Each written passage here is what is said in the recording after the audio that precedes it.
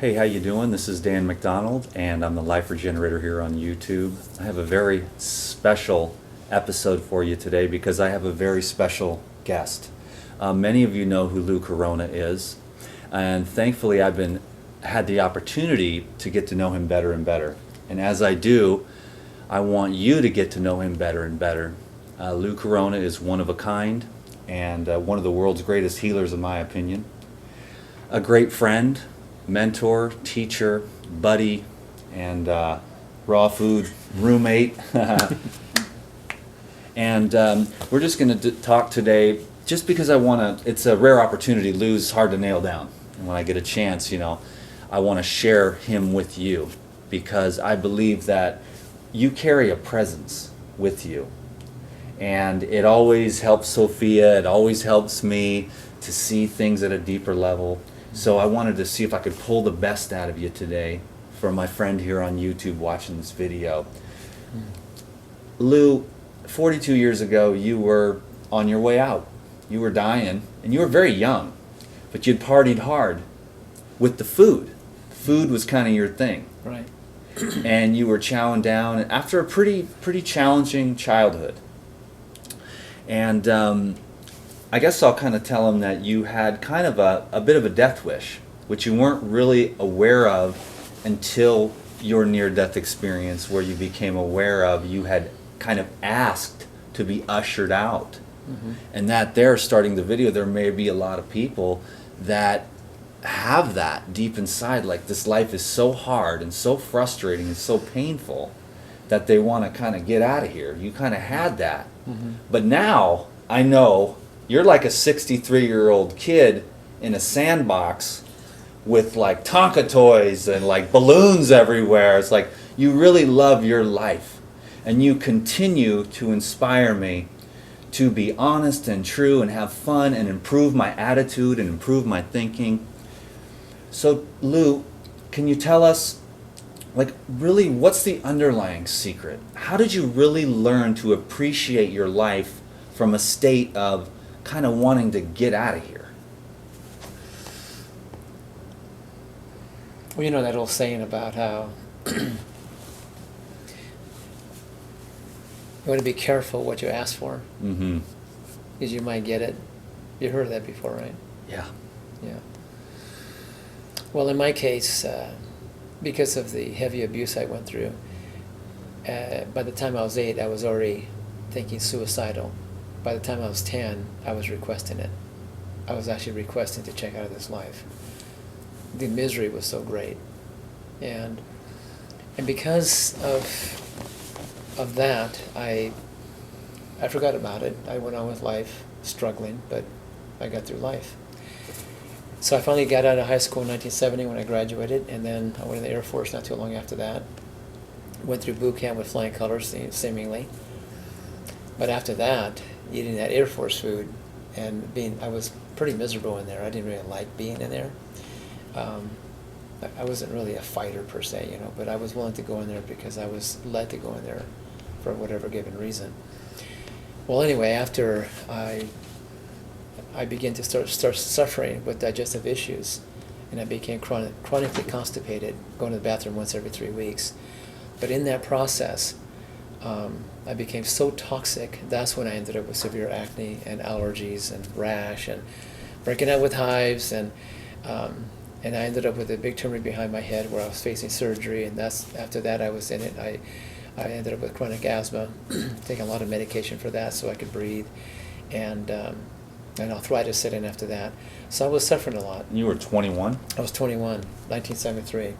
And 21-year-old man. yeah, I was old and dying. Decrepitude. Yeah, already at yeah. 21. Of course, now, I didn't know it had anything to do with my request when I was 10 either, you know what I mean? But I was wondering, why am I suffering? And I was struggling with that. And so one day, while I was struggling for months inside this experience, I found myself praying about it, like wondering, well, like, why is it happening to me? Like, what have I done? And how did I end up like this? And I wanted to know solutions and things I could do to help me overcome them. But I also want to know how was I designed or meant to live like, because whatever I was doing wasn't working. and I really wanted to know how to live powerfully. Like I believe we were designed to live a very healthy, vibrant, long-living, quality life, and be happy, and live a peaceful, harmonious, joyous, prosperous life, and multiply then thereon. And that's what I believed in my heart until to this day I still do, that's the way it was intended for us. But it wasn't happening to me, and I want to know how I could acquire that knowledge to be able to live this way and Healthfully, get well. happily. Yeah, I mean, so I could actually get healthy and be happy and fulfilled. And I have a quick question Yeah. for you. Do you think that unconscious lack of self-worth or desire to check out, as you put it, was sort of the underlying cause of some of your eating habits that may have led to all these health disorders? Just a lack of self-care?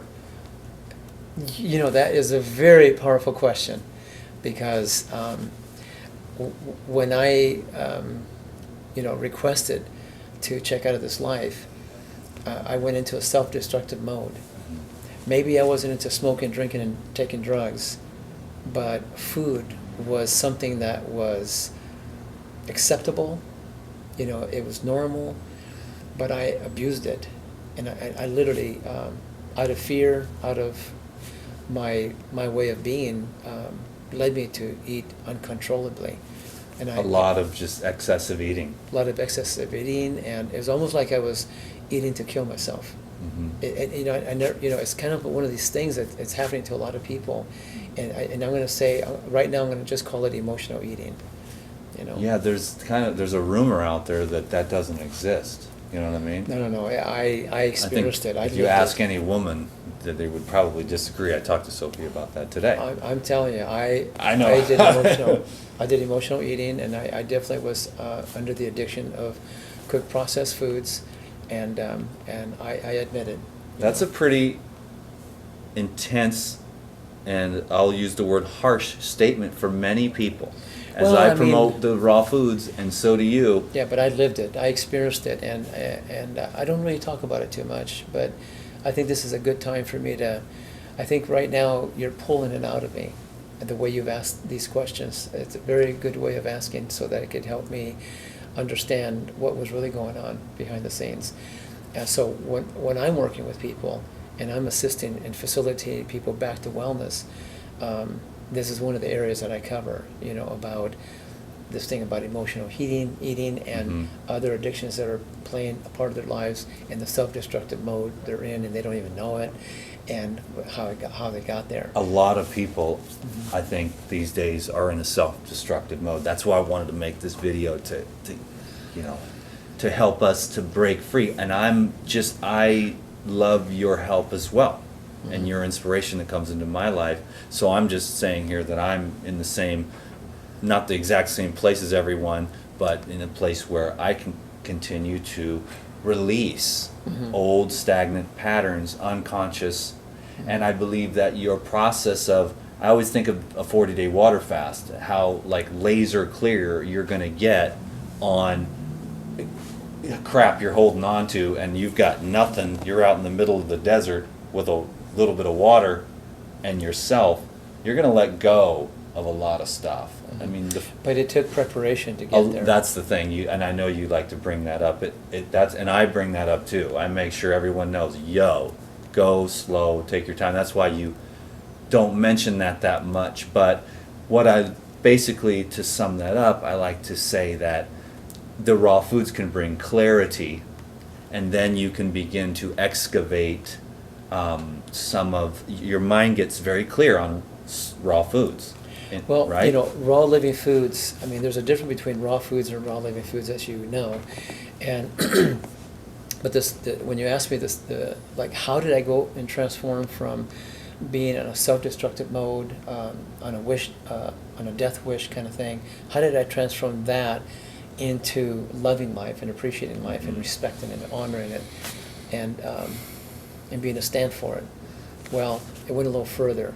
The thing is that when I was right there suffering, and I was asking for help and praying for help, I was literally led to walk away from the surgery, walk away from the medication, and I took a leap of faith, and I went to sleep Which that was night. kind of dangerous, with Mhm. the, especially Oh, yeah. with the asthma. Absolutely. So you were like, you really had to have courage and faith. I'm telling you, I mean, you could be on if I'd have been on a cliff, and I was just holding on a branch, and the dirt was just trickling away, and I was getting ready to fall, and if I would have prayed and God said, let go, I would have let go.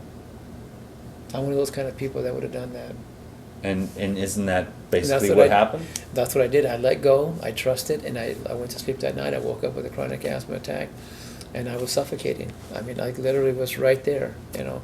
And I already walked away from all the medications. I threw them all away.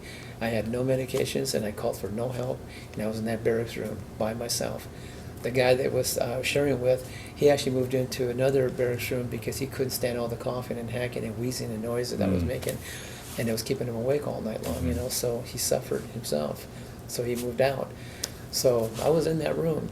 And I'm just saying that when I was right there suffocating, and then I had a reflection of my entire life before me, and I was taken back when I was a little boy, saying that I wanted to die, that I wanted to check out this life. And when I caught that, that's when I realized that that's why I That was suffering. like a healing crisis?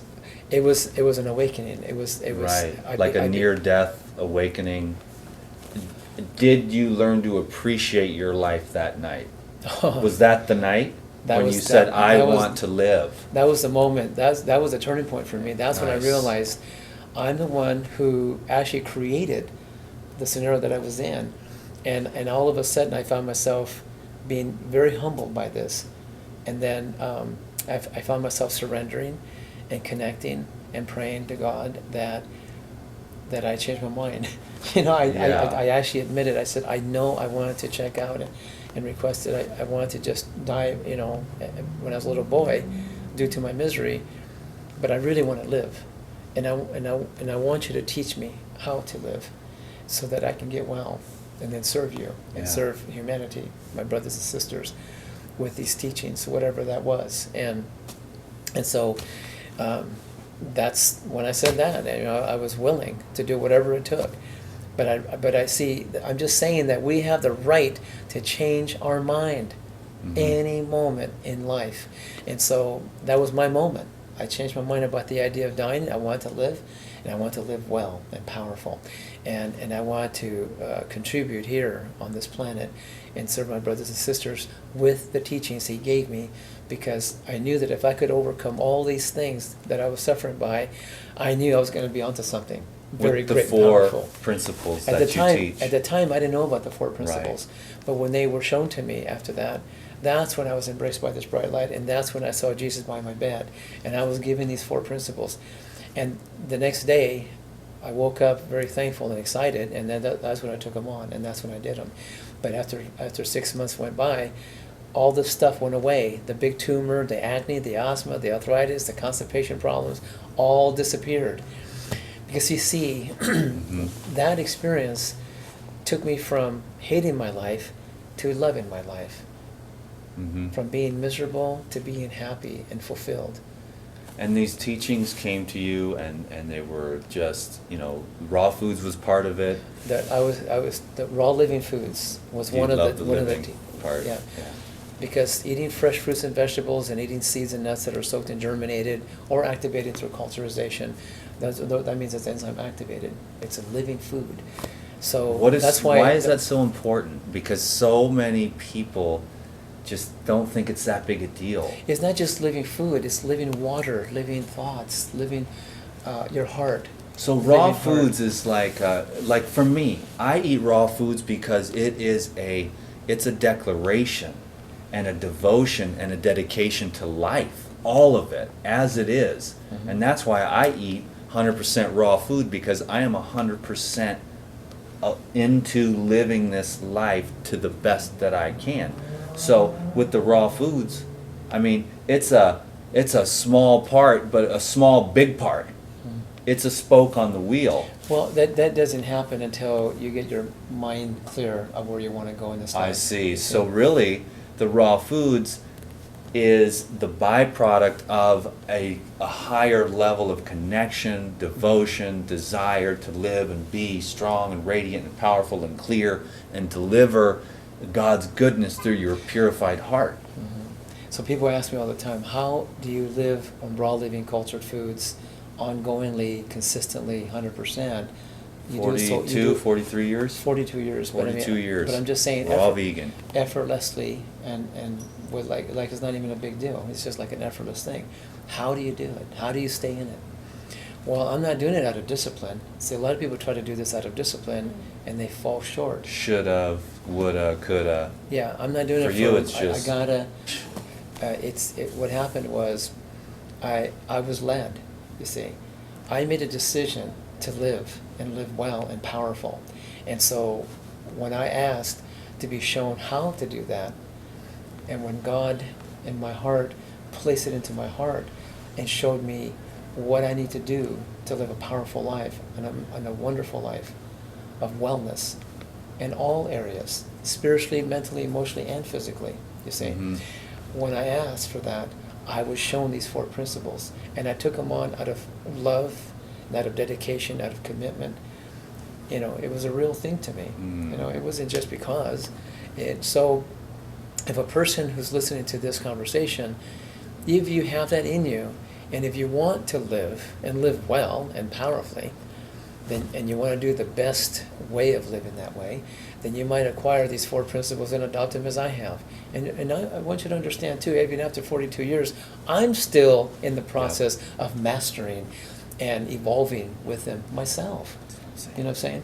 And so, yeah, I mean, I live a very simple, natural, you know, happy-go-lucky life. I mean, but and I do a lot of contributing. I work out there, and I'm out there. I'm traveling all over the world for years, and it's been great. It's been wonderful. It's been very rewarding for me. But I'm just saying, you know, if you have it in you, and you really have the desire in you to live and live well, then get in touch. You know, surrender your life to the Lord, as I have. Mhm. I'm not here to try to push or force anybody into anything they don't want to do. I'm just saying, you know, I mean, the next day when I woke up, I didn't even know how to apply any of these 4 principles at all. You know, this whole idea about loving and forgiving and accepting all the people in my past that ever hurt me or took from me and abused me in a big way, to love them and to forgive them and to accept them and to anoint them with love. You know? Did that take some time? That was far beyond my head. Did I had that no take idea. some time to develop? Was that like a skill that was developed, or a work that was cultivated, like a garden, to love people? Because I know how you are now. You really uplift every room. You're always happy. You're always at peace. And that's why I'm so lucky to be your friend, and we're so lucky to have you on this video. I want to keep these videos at a reasonable space. And I think that we got a chance to share, you know, some things that people can think about, so that they can have those seeds planted in them. So can you take another minute or two before we end this video to just, you know, you're just an amazing man, Lou, and there's so much suffering out there, and you were suffering and you found a way, and you're so alive. You're like a child, and you live in the timeless dimensions that I strive for myself, to forget about time. People are like, oh, Lou, he's always so late. I'm like, that's Lou, man. I want to be like that. I don't want to be looking at my iPhone all the time. I want to live in the timeless dimension of eternity and immortality, not in the flesh, but in the spirit. And I know that's what you are. And that's why I'm so lucky to sit next to you and absorb your awesomeness, bro. And we're very blessed to have you on this video. So can you just share a couple more minutes on just release your suffering, friend? You know, just...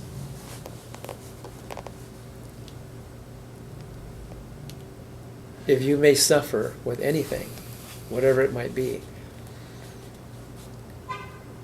in my heart I say that you surrender yourself and open your heart to and allow yourself to and connect and accept Jesus the Christ into your heart, and you ask for whatever you need by His will,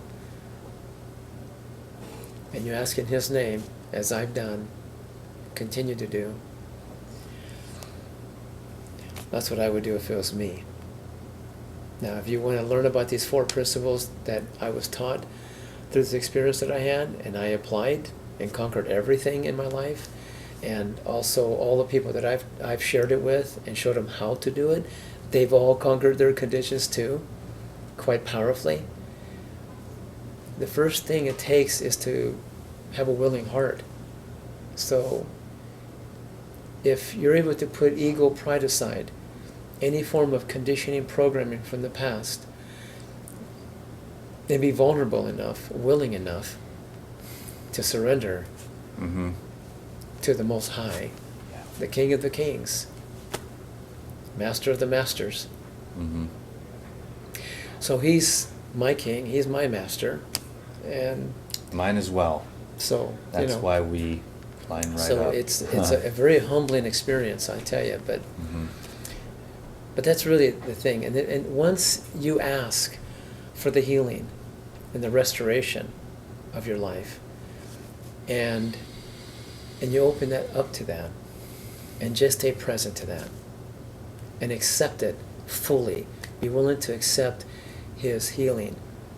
So once I did that, and once I woke up the next day, and when I asked, please connect me with somebody that like-minded, like-hearted, one of yours that can help me understand how to apply these 4 principles in a powerful way, so I can implement it into my life as soon as possible, so I can cleanse and I can heal and regenerate back to wellness, and from a spiritual, mental, emotional, physical level. And you know what? Right after that, that's when I met this fellow, Shigeki. He was born and raised in Hawaii, traveled the world for 30 years, learning natural healing, studying every religion throughout the world. And he came to the conclusion himself, and all his teaching, all his learning and experiences, and lived with people living 120 plus years. And he himself fasted on water for 40 days. So he learned a great deal, experienced a lot, and he was very well learned and studied. And he came also to the conclusion that Jesus was the true master of all the masters, king of all the kings, and Jesus was his master also.